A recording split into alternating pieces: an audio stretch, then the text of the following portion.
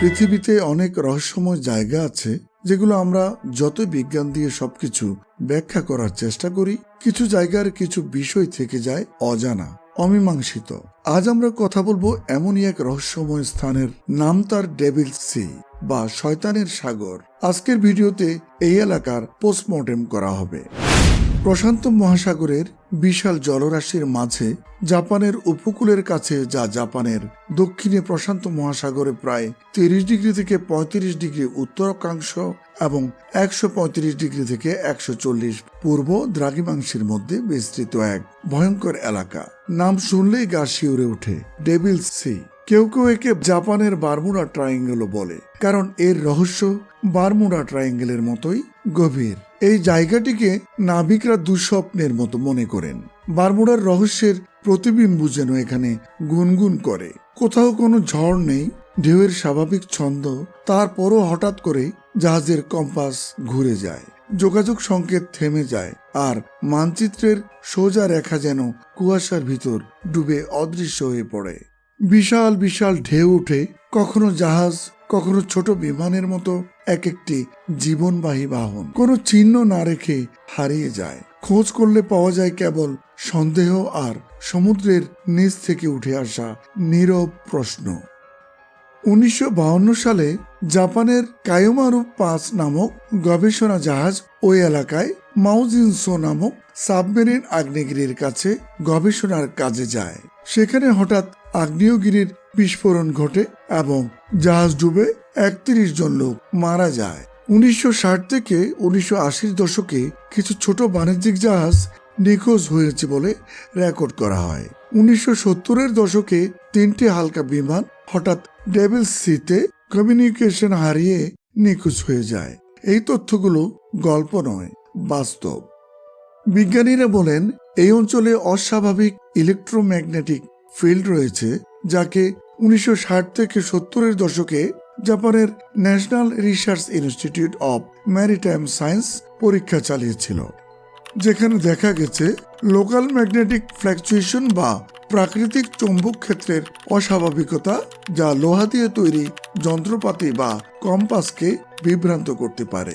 এছাড়া ওই এলাকার সমুদ্রের নিচে সাবমেরিন আগ্নেয়গিরি থেকে অনবরত হাইড্রোজেন সালফাইড গ্যাস বুদবুদ আকারে নির্গমনের ফলে সেখানকার পানির ঘনত্ব ও স্রোতের পরিবর্তনের কারণেও উত্তাল ঢেউ হতে পারে এবং কুরোশীয় কারেন্ট ও আশেপাশের স্রোতের সংঘাতে অস্থায়ী ঘূর্ণি তৈরি হয়, যে কারণে জাহাজ অস্থিতিশীল হয়ে ডুবে যেতে পারে বলে বিজ্ঞানীদের ধারণা।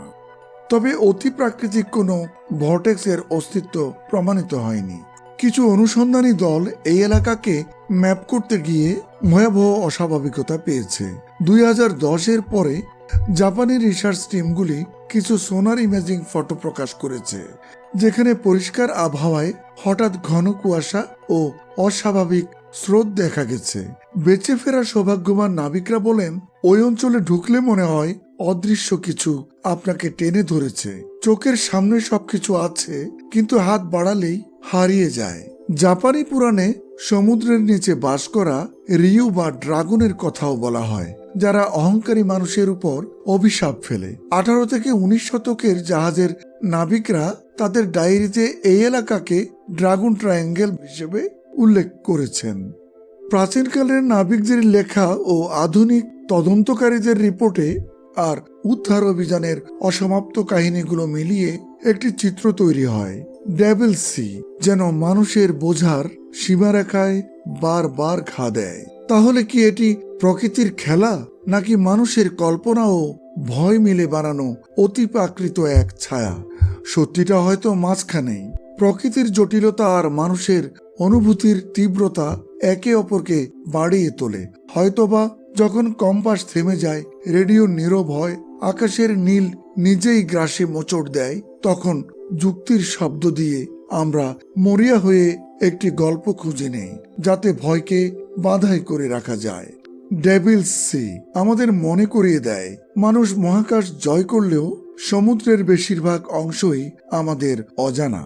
প্রতিটি ঢেউ যেন এক একটি প্রশ্ন, প্রতিটি নিখোঁজ ঘটনা একটি অসমাপ্ত বাক্য। ডেভিল সি হয়তো কোনো অতিপ্রাকৃত দরজা নয়, কিন্তু এটাও সত্য, আমরা এখনো সব জানি না। সমুদ্র আজও বিজ্ঞানের সামনে এক বিশাল অচেনা মানচিত্র, যেখানে প্রতিটি উত্তর আরেকটি প্রশ্নের দিকে নিয়ে যায়। তাই ভয় নয়, এটি আমাদের জ্ঞানের শেষ প্রান্তে দাঁড়িয়ে থাকা এক নীরব চিহ্ন। আর ইতিহাস বলেই ঠিক এই প্রান্ত থেকেই মানুষ সত্যের খোঁজে এগিয়ে যায়।